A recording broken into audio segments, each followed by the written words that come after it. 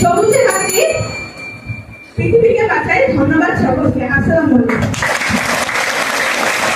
জলবায়ু পরিবর্তনের কারণ ও প্রতিকার তাকে তার বক্তব্য দেওয়ার জন্য অনুরোধ জানাচ্ছি। প্রধান শিক্ষক, সম্মানিত বিচারক মণ্ডলী, সহকারী শিক্ষকবৃন্দ এবং আমার সহপাঠীরা, সবাইকে আমার সালাম। আসসালামু আলাইকুম। আমি আজ জলবায়ু পরিবর্তন রোধে বৃক্ষের অবদান সম্পর্কে কিছু গুরুত্বপূর্ণ কথা বলতে চাই। আমরা সবাই জানি পৃথিবীর জলবায়ু দিন দিন বদলে যাচ্ছে। এর প্রধান কারণ গ্রিন হাউস এফেক্ট। বায়ুমণ্ডলে carbon die oxide, methane, nitrous oxide প্রভৃতি গ্যাস বৃদ্ধি পায় গ্রিন হাউস ইফেক্ট হচ্ছে। জলবায়ু পরিবর্তনের প্রভাব খুবই মারাত্মক।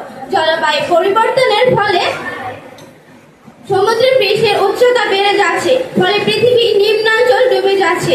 শুধু তাই নয়, জলবায়ু পরিবর্তনের কারণে বন্যা, খরা, ঘূর্ণিঝড়, জলোচ্ছ্বাস প্রভৃতি বেড়েই চলছে।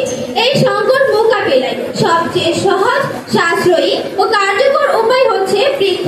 বৃক্ষ আমাদের জীবন ধারণের প্রধান অবলম্বন। বৃক্ষহীন পৃথিবী কল্পনাই করা যায় না। বৃক্ষ ছাড়া বৃষ্টিপাত হবে না। বৃক্ষ ছাড়া পৃথিবী মরুভূমিতে পরিণত হবে। তখন কোনো প্রাণী জীবন ধারণ করতে পারবে না। বৃক্ষ থেকে আমরা খাদ্য, বস্ত্র, ওষুধ, ফল ইত্যাদি পেয়ে থাকি।